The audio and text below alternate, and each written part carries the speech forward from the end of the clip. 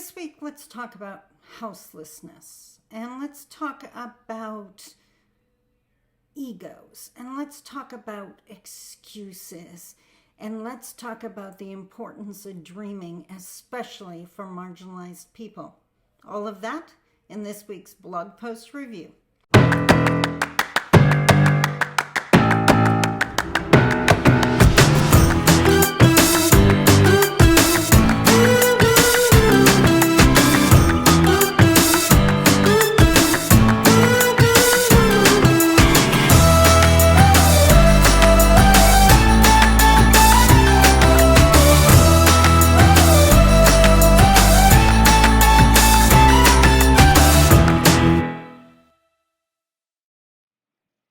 Bonjour, Mishko Poganon, Queen Adishna Cosmangdo Dem. Hello, everybody. It's Sandi Boucher here once again with this week's blog post review. Not a sneak peek, but actually reflecting back on the blog posts that were shared this week, adding in a little bit of extra context, and of course, encouraging you one more time to jump into the membership so you can check out these blog posts anytime you want. And the members get to see blog posts even before they're released, which is kind of cool. They are actually the first ones to see my blog posts. As soon as I write it, put it in the membership, which I do right away. As soon as I write it, poof, they have access. Long before it might be scheduled. Just saying. More on the membership at the end of this video. But let's jump into this week's blog post review. And this was for the blog post for May 1st to May 5th. 2023. So first off, May 1st, Houseless Trash. Do not even for a second think I'm referring to the people, and that was why I used that title, of course. But instead, what I was talking about is the fact that I do live in an inner city area, and sometimes that means if you dare to look out the window, you might see the reality of houselessness and what that entails. But in this blog post, I wasn't talking about that per se. I was talking about the never ending amount of trash outside, and how I noticed one of the workers that support the houseless people out cleaning the sidewalk, and I was so thankful. And then it hit me. If I was houseless, if I was living on the streets, if I was discarded by society, if I was looked down on by everyone who walked by me, would I care two beans about picking up my trash? The answer is no. At the end of that blog post, I shared one of my mom's teachings, and I'm not going to reiterate here, but it's definitely worth checking out, whether on social media, that's the May 1st entry, or by being a member. You know the drill. But something to keep in mind the next time you're tempted to go to judgment of someone. That teaching from my mom will smarten you up every single time. Now, on May 2nd, I reiterated something I've said in the past, that I am not an excuse. I have met people that want to use me as the stick to beat other people with. If she can do it, why can't you? I've been called unique. And I really don't like that. And we all have talents. We're all unique. But what I do, fighting every single day to make a difference, is a choice. It's not something I was born with. It's something I choose to do every single day. And in this blog post, I call out the people who want to dismiss it as that's just what Sandi does. No, that's what you could do too. And in fact, it's what I need you to do, because it's going to take many, many, many, many, many of us to make a difference. And we can't keep expecting the activists and the influencers to do all the work, because I'm not always in the room. So the onus is on you to call out the racist comment, to make sure Indigenous are sitting at the table, to make sure they have a voice, to make sure they're not just heard and then dismissed. I am not your excuse. Either if you're indigenous and saying, well, I could never do that. Yes, yes, absolutely you can. And I'm not the reason to judge people either. That was Tuesday's message. Wednesday, ha ha ha, I had a chance to MC an event for NAN. Again, I do that quite often. I love doing that. Such amazing people working there, NAN, Anishinaabe Nation. And this time I was absolutely pumped because Pam Palmer was the keynote speaker.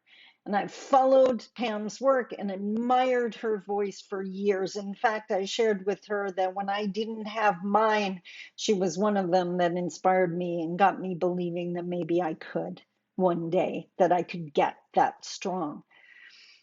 I was on my way to the event, which was about a 25-minute drive from my home. I was about 5 minutes from the event when I realized I lost my phone. Not that I lost my phone, I forgot my phone at home, which happens.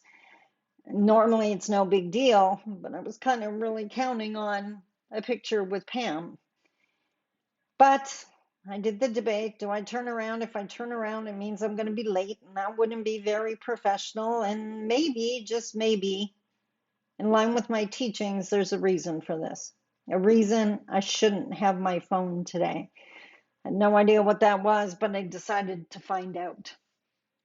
I found out pretty quickly. There was a change in the agenda. The gathering I was at was in response to the inquest into the 7 youth that died here in the city of Thunder Bay while they were here to go to school. They were from our remote communities. Every single one of them died tragically, which triggered an inquest. Well, I guess the families had to fight hard to get the inquest. And this was a follow up on that inquest, and more specifically, the recommendations that came out of the inquest. When I got to the event, I knew there was going to be a change in the agenda. One of the presenters, I had been told the day before, wasn't going to be able to be there. What I didn't know until I arrived was that the time had been set aside to let the families speak. The families of the 7 fallen feathers, the 7 youth. And I stood there thinking, it's not the kind of presentation you should sit and play on your phone. That's not the kind of presentation that you should be distracted. It's probably why my phone was at home. And by the way, Nan's staff were so amazing. They were nice enough to take a picture. So I'm glad I followed through with my teachings. Thursday, May 4th. Have you ever heard the phrase, you should never meet your heroes? So you're going to be disappointed. Who are these people putting out these quotes? Either they're privileged people wanting to keep other people marginalized, or they're marginalized people so negative because they haven't bothered to do their healing. Meet your heroes. And if you are disappointed, good, because then you realize you need better heroes to look up to. I got to meet Pam. I got to hear her keynote, but I got to talk, more importantly for me, I got to talk to her beforehand and after. We got to laugh and converse and talk about our work and our shared commonalities, and it was amazing. She's human like everybody else, and she has, time restrictions and doesn't know how to figure out everything, and she is beautiful as a human being. So I want you to meet your heroes. I want you to have heroes. I want you to have someone to look up to, because that's who you hang on to on those days when it all falls apart. When everyone else is telling you it's never going to change, realize that's the voice of oppression talking. Don't listen to them. Don't listen to them when they say you shouldn't meet your heroes. Meet them every chance you get. Listen to them. Have them. That was the blog post for Thursday. And Friday, along the same lines, obviously this was a week of empowerment. The Friday blog post was called Dare. And what I was asking is if you have a dream, any dream, several dreams, a bucket list, if you will. Do you dare to dream of more? And again, that gets dismissed. But you know what? It's dismissed by people who have accepted or settled for their circumstances and who love to complain about it rather than do something about it. I would still be impoverished and marginalized, like an abuse victim, no doubt, if I did not have my dreams to drive me forward on the days I was tempted to forget. And in the blog post, I shared what some of my dreams were and the ones I have achieved. So, Brene Brown, we all know who Brene Brown is. This isn't in the blog post, I'm just adding this in, an extra bonus for watching my YouTube channel. She always says that tell your story to someone who has earned the right to hear it, who deserves to hear it. And it's the same with your dreams. Don't just go spitting them out. Some other people can spit on them and discourage you. Hold space and share them. Keep it to yourself for a while. I did for the longest time. People would have laughed at me. When I told people I was going to write a book, I literally had people tell me, who's going to read a book you wrote? Welcome to how disempowering my life used to be. Guess what? When you've now written 4, no one says that anymore. Success shuts those people down. So keep going. Keep your dreams to yourself, but live them. Think about them, dream about them, envision them as often as you want to. It's like a mini vacation. I used to daydream I was standing on the stage in front of an audience, sharing my truths. It's kind of what I do for a living now, just FYI. So keep those dreams alive. And then when you do find someone who you know is going to encourage you, grandmas are really good for that, then share your dream and give it even more energy and life. Share it with the people that will protect it as much as you do, but never, ever stop having your dreams. So there you have it, my friend. This week's blog post all about empowering the masses. I'm about to jump on a plane. That's why I'm shooting this early. I'm off to do some nation building, Anishinaabe nation building from an indigenous perspective. And that gets me fired up every single time. Until next week, I love you. Take care of you. Bye-bye. Hello again, you amazing person, you. It's Sandi Boucher once again, cutting in on my own video to tell you all about my brand new all-inclusive membership program. And seriously, if you like any part of my work, whether it's the blog posts and my writing style, my seminars, my speeches, my courses, you are going to want to be part of this. I mean, look at everything it includes. It includes my 2023 blog posts that I'm reviewing in this video. It includes all of the blog posts from 2022 that you can't get anywhere else. And the best part, look at this. You get to read whichever one you want in whatever order you want, based on the day, based on the title. It's totally up to you. You check it off as read and come back as often as you want. Talk about honoring your path and you doing this your way. On top of that, the entire 52 Steps to Reconciliation video set is available in the membership. Again, the only place you can find it. And again, watch it in whatever order you want to.